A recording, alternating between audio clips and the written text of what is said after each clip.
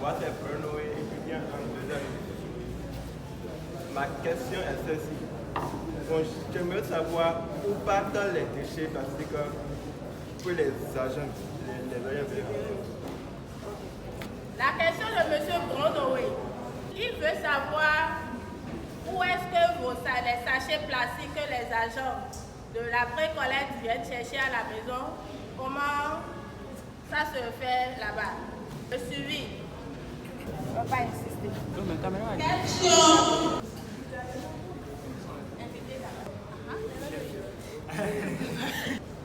Je crois que si nous sommes là ce matin, c'est par rapport à la propriété de l'environnement.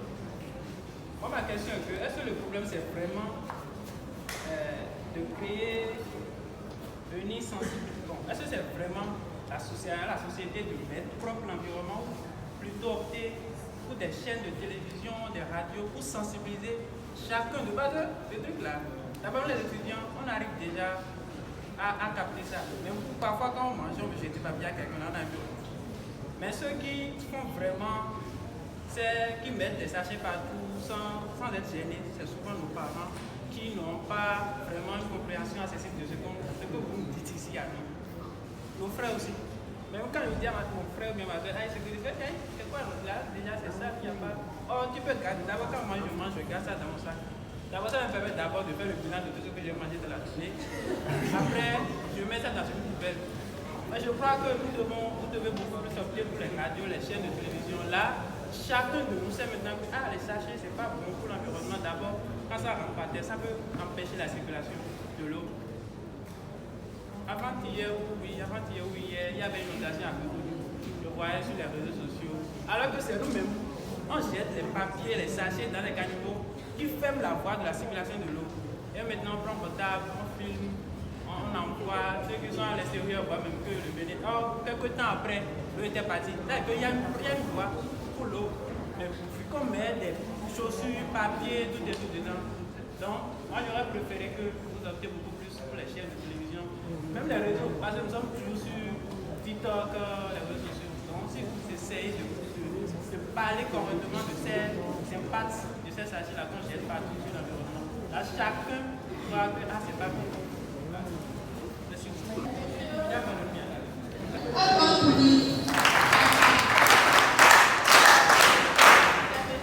Je veux juste dire, pour ma question d'abord, c'est quelle est la sensibilisation que vous faites au niveau du sommeil? Parce que nous pensons que nous faisons par rapport à la sensibilisation, mais les mêmes problèmes en fait reviennent.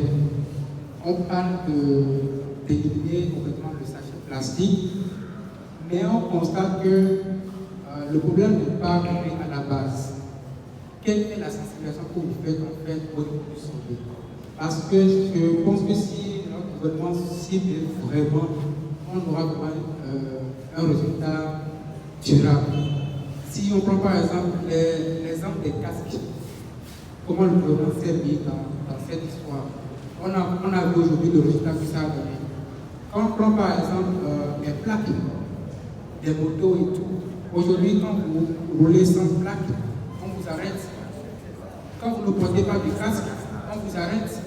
Mais pourquoi on ne met pas en fait assez d'énergie pour la lutte contre la pollution plastique? Et on dit sensibilisation, et les mêmes choses se répètent. Moi, je voudrais vraiment savoir quelle est la sensibilisation que vous faites au niveau du sommeil pour que nous fassions vraiment une solution durable. Merci. Bonjour à tous. Moi, c'est Béanzin Baudouin. Ma question attaque la SGDS et le gouvernement. Vous faites de sensibilisation, de nombreuses sensibilisations, des actions, vous menez des actions aussi, mais à la base, la population ne cesse de récidiviser.